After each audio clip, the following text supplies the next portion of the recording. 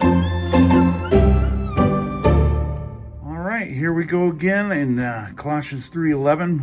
We were in 3:10 last time, obviously, but we are continuing this idea of the old self with its practices being put off and then being made new, or put on the new self, which is being renewed in knowledge after its image of its creator. Here, verse 11, there's no Greek or Jew or not. Let me try that again.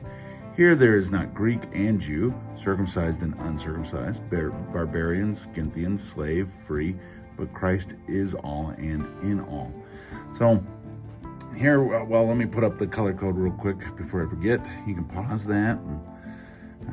But as we keep going, so this is a reality that's going on in this, that it harkens to Galatians 3:8, which, let me see.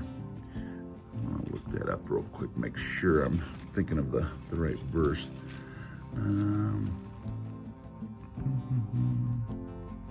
Nope, I am not.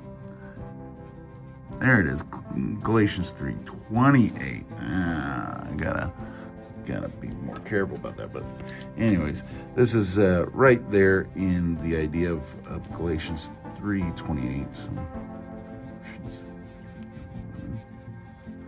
but concept being where he says in that passage that, I shouldn't have closed my Bible, the other Bible I'm using.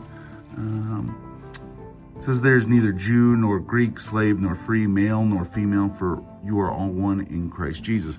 Talking about the unity of the Spirit and of our relationship with the Lord and each other, because it's relationships. Faith really is about relationships. It's the whole idea of a triune God is even relationship, and we are supposed to have a relationship with each other, but that's all in Christ. You have verses on that, kind of like where it talks about in Ephesians chapter 4, where we're supposed to live kind of according to our calling, but the reason is because we have one Spirit, one Lord, one God, and He's all in all, basically, in that sense. Again, it's that unity idea, which you find in John 17,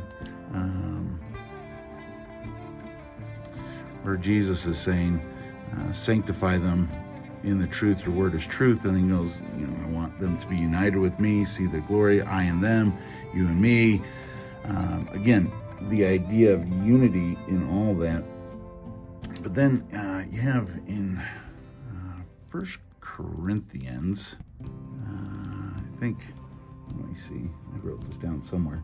There it is, 3:21 to 23. And I want to read that real quick, but boy, I got to look that up real quick. So,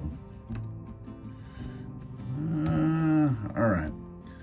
So this is talking about the idea of leaders and how we kind of create factions and follow different people.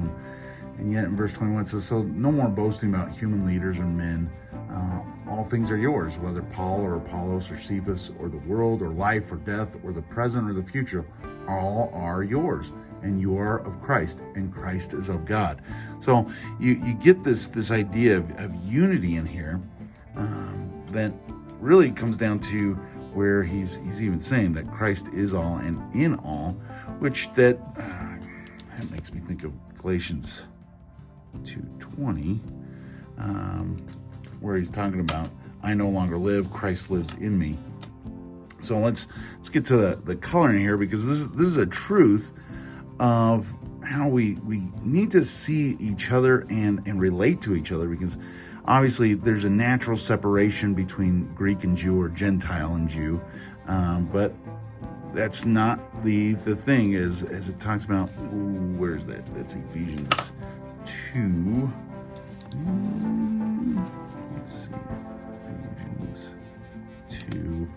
Oh boy, let's see. Let me turn back quicker physically than digitally. Ephesians 2. I would say, around really about 11 to the rest of the chapter, where he's talking about the Jew and the Greek being united. There was hostility, and so Christ has made two into one, and that's really what's carrying on here. And that's, what is that, to verse 22. So when you look at these, there's not a Greek or Jew, that natural separation between philosophies of life, culture, especially ideas of God. With Christ, he resolves all that, because he is the way, he is the truth, he is the life, and he bridges the gap so that Gentiles and Jews can worship the one true God, circumcised and uncircumcised. Again, somewhat background, lifestyles, history even. Again, that would have been cultural. Obviously, for the Jews, they would have been circumcised as a sign of their relationship with the Lord, but uncircumcised, that was not a normal thing in the Gentile world necessarily. But now that's, circumcision or uncircumcision is nothing, as he talks about in Galatians 5:6.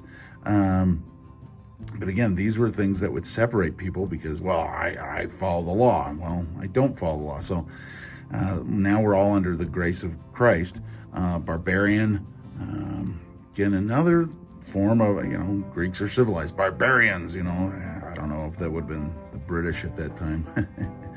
Coming from a British background, it'd be kind of fun to think I'm a barbarian. But anyways, but a barbarian would have just been uncivilized. Scythian, same kind of thing. These are separations of society and human constructs. Slave, obviously, between a slave and a free person, you would have a natural separation of not only culture or skin, even background, but really of social status, obviously even of privilege and freedom. That's an easy separation there.